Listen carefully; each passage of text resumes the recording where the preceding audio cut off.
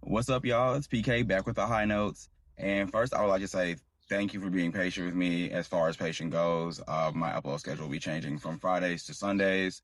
I just got tired of looking all busted up on camera. It just did not feel very Venusian of me to keep appearing in front of the people like that. So that's what I'll be doing from now on. But let's just get straight into this week's scent, shall we? Okay, with us being in June and getting closer and closer to the blistering, hot, muggy, just heat, I think it is appropriate for us to start talking about musk. And I'm talking about musk, M-U-S-K, not M-U-S-T. Like, I need to make that distinction, for us black people. You know how that can go. When I'm talking about musk, I'm talking about clean, lightweight, skin-like musk. Okay, so musk in fragrances helps to assimilate the fragrance into your skin, as opposed to not having a musk, and the fragrance tends to be a bit more polarizing because it becomes so static, and it just doesn't smell natural. And then some fragrances can still smell good without smelling natural. I think that's a lot more fragrances nowadays, but it can kind of be maybe what's the word, out of place. It just doesn't feel as effortless as you're moving through the world. It just kind of feels like I don't know, it just kind of feels forced. You don't want your fragrance to just feel like it's not a part of you a lot of the time, if that makes sense. And when we're talking about musk, and talk about this skin like synthetic, because most musks are synthetic, as opposed to using animal musks like they did back in the day, which involved a certain amount of cruelty in extracting it. We're able to use more lab made, science made musks to simulate more of our own skin, which I prefer. I hate animalic musk. Animalic musk can quickly smell very grungy, just, just gross. It just smells like an outside, which was back then. Back then, when I say like 90s and 80s, 70s, that was more attractive. Not so much now. So this week's scent will feature a very clean musk, and that scent it will be 1111 by Lake and Skye. Okay, and we can just get straight into these notes. We have the top notes of ozone, heart notes of amberwood, cyclamen, and marine, and base notes of white musk and driftwood. Okay, so I love the accord of ozone really, really bad. I love the quality of scent that it brings. I can describe it as more of like a very crisp, clean, quality air.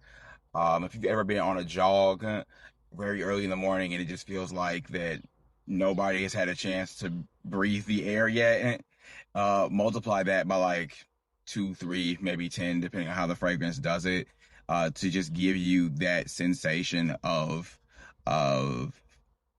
revitalization or invigoration. It's just like a rush of uh vitality, I can say. Um, and it can come off sweet, just a tad bit of sweet, depending on what notes are paired with it. Okay, so although we can RIP our own ozone layer, big ups to science for being able to synthetically create what the ozone would smell like to our nose if we had access to that. So big dystopian W's in the chat. I have yet to smell a fragrance with ozone in it that I did not love. So this is, once again, great note for me. Love it. Okay, so if you know me or watch one of the past videos with the Vain and Naive fragrance, wood can just be a mood killer for me. That's not the case here.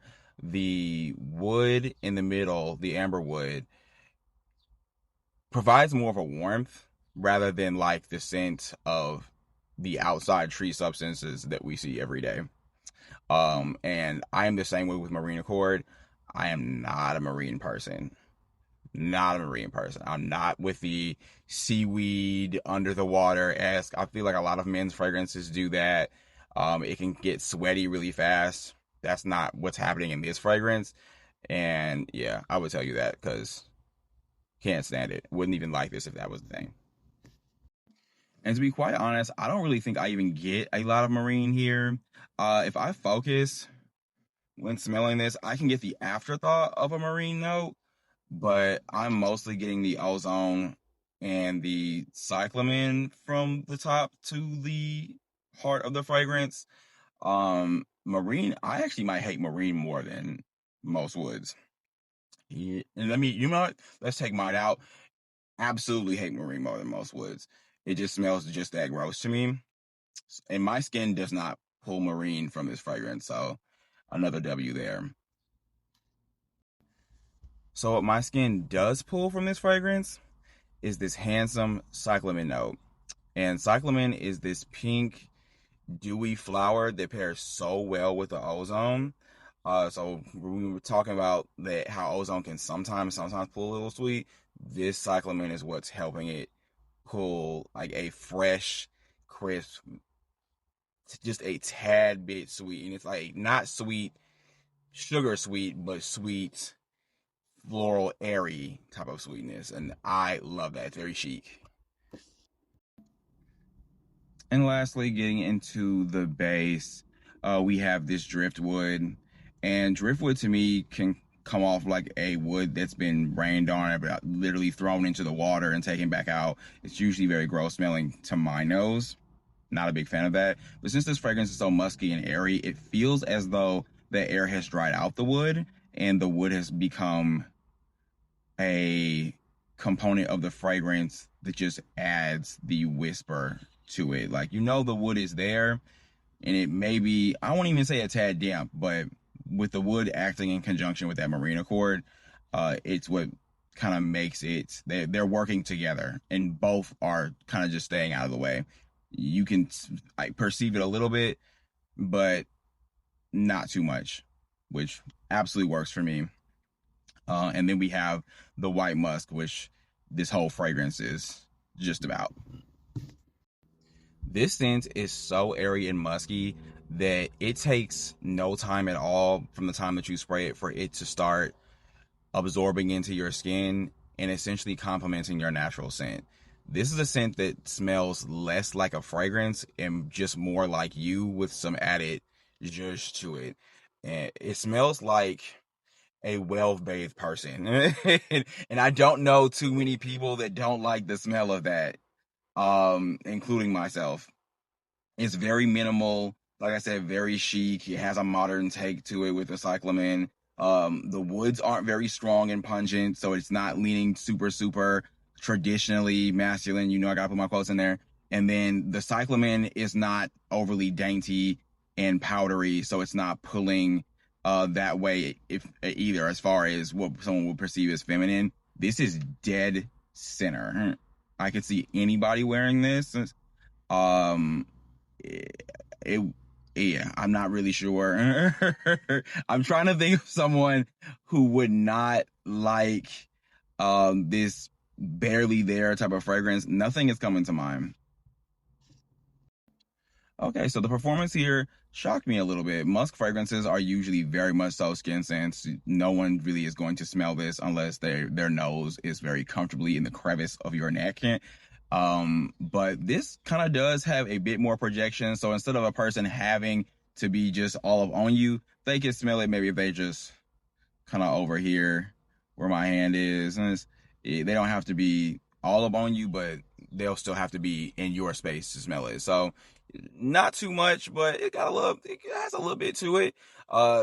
Very minimal sillage going on here. But as far as longevity, this does last about 6 hours.